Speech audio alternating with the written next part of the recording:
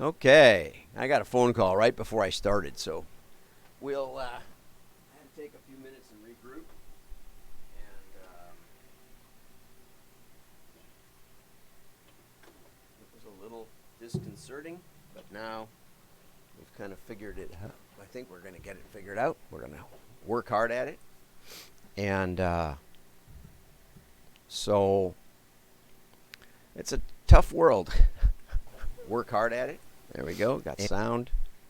Got Periscope going. Oh, we'll assume Periscope. We always do. 5, 4, 3, 2, 1. I'm John Miglosh for the Wisconsin DMA and the International Society for Strategic Marketing. Oh, we got some good stuff today, but we'll keep it short, hopefully. Then I get going, and then you know what happens. Okay, but we're going to talk a little bit about lipstick, the lipstick index, which I never heard of before, and that's the way this show is. I find something that I've never heard before, and you get to find out about it too. So little did I know that there's a lipstick index, that the logic behind it is that when money is too tight, women buy lipstick to get a luxury fix. Okay? I don't know. I don't know if my wife does this, but apparently there's a correlation between lipstick sales and economic expansion or contraction, rather. And the problem this year is that the mask mandates have made lipstick problematic. I know you men are watching this, don't think about it that way, but that's the way it is. The lipstick index says that you get your mask all mussied up if you wear lipstick. So don't wear lipstick, right? You don't want to wear lipstick with you got a mask on, I guess. Maybe there's some special kind. Get your lips tattooed. I don't know. I've heard all kinds of techniques, but I know nothing about this. But there's another one down here. There's the hemline index, but, everybody, all the women are wearing sweatpants and at home. They don't have to go out. There's the men's underwear index. Now, this one I take issue with because I do know something about it. It says that during economic booms, men indulge in new undies. And it turns out that on Amazon, underwear is up 193% within the past 90 days. But what is that? It's always one of these statistics that are irrelevant, because what is it compared to all the rest of the sales on Amazon? So apparently on that index we're doing well, but Hanes saw regular underwear sales, total underwear sales dip 27%, probably because Hanes sells mainly through retailers, I would say. So why am I even bringing this up? Well, the main reason is because these correlations may be consistent. I doubt they're causal, but they might be. The lipstick one does sound like it might be. But times change. So, as I've said in some of my webinars and speeches, tomorrow will be like yesterday, except if it isn't. And today isn't like yesterday. And when you do modeling, you've got to go from yesterday, because all data is historical. You don't think about it that way. You hear about real-time data. It's historical. Everything you ever hear is historical because it's gone. Some argue there is no present. Some argue that time doesn't exist. We won't get into that today. But happy to discuss it. Because the future isn't yet. That doesn't exist. The past doesn't exist because it's in the past, only as a record. And the present exists in some form, but when is the present? When does the future move to the past? There's no there's no thing in the middle. So good luck with that. Anyway, the point is that modeling is tough, and we'll talk more about that. But here's another article. Boomfluencers are taking over social media. You heard it here first, folks, I think. And the viewership on YouTube has gone up dramatically on the oldie but goodies. Now I'm over 65, so I'm a senior. Actually, middle age goes 35 to 55 if you look at the TV geodemographic breaks. So I started my consulting firm when I turned 35. So we've had 30 years going now. And but the viewership is up 55% since 2019 for seniors. And they come view people like me, I guess. I've been doing this a couple of years. I've got 500, almost 600 videos on YouTube. And we're starting to get some views. I have about 40,000 views, something like that. I haven't gotten my $1 per 10,000. Oh no, 10 cents. So they would owe me $40 if they added all of those up and sent me a check. But that's not why I do it. I do it partly for me and partly for you, and it keeps my brain healthy. Which brings us over to direct mail effectiveness. Your brain on direct mail, to take a page from the anti-drug people. Okay? Direct mail's effectiveness lies deeper than just the target list. Okay? A pretty piece of creative, especially convincing offer, and it's actually rooted in cognitive science. I'm not going to go into huge detail, but I want to highlight this article by Jay Carroll because it has good links, which you rarely see. It has links to several studies that have been done in just the last few years about the way your brain interacts with mail. And I have a drawer full of .comers that are doing mail. Like here's one from Wayfair, and they do a little mini, it's a postcard, probably postcard rate, but it's a little open on your desk. Why is that important? Well, in B2B, it's important because now if you're looking at it, it dominates your desk. There's nothing else.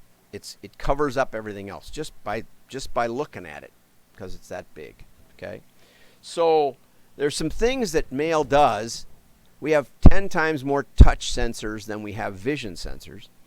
We can smell, we can feel, we can rip it in half. Sometimes that's fun. And one of the effects is the cocktail party effect, which was discovered in 1953. Colin Cherry. And Cherry's studies showed that in spite of the fact that there's abundance of cognitive stimulation at a cocktail party, at multiple conversations going on in the room, if you've ever been in a crowded room or a conference, meetup or something, you can still focus on the immediate conversation. One of the challenges in hearing aid technology is that hearing aids aren't that smart. And so they give you the entire room, and for some reason your brain has more trouble handling that more direct input into the ear than it does in the spatial world that your ears give you. And they're working on it. And there's been some great strides in that in hearing aid technology. But what that means is that you're able to tune out the clutter, and you're able to tune out the clutter in the ad space as well, which we all do. So it's very difficult to remember what ad you just looked at or what came in the mail. But I remember, because I checked the mailbox today, a little package that I got, which was something I ordered for my car. And I remember seeing it in the mailbox, lifting it, thinking, this is really light. I wonder what it was. One of the fun parts about ordering online is by the time it comes, you've forgotten what you ordered, and then it's another adventure in Christmas, opening up like a little kid to see what it is. Okay. Also a factor in mail, because you can mail three-dimensional objects. Anyway, so we interact and we block. Okay? We have focus and we block. Mail can dominate a desk. Right? You can get more sensory input with touch and with smell and with vision, whereas the digital only has the vision, and vision is not actually that well connected in your brain. Okay? Because if you're touching a hot stove accidentally or something else like that, your body wants to react really fast. Whereas if you see something, a snake or something, and there's wires right from your brain to your spinal cord where you will jump, if you see a snake, or you will duck if you see an object coming at you. It doesn't go into your brain, actually. Your eyes can go right to your spinal cord and get you that flight reaction. But there's more danger in a cut or a burn or other things that can put your whole body in danger, whereas sight is at least some distance from you. It's coming toward you or something like that. And that gives male an advantage. And, so again, highly recommend these studies.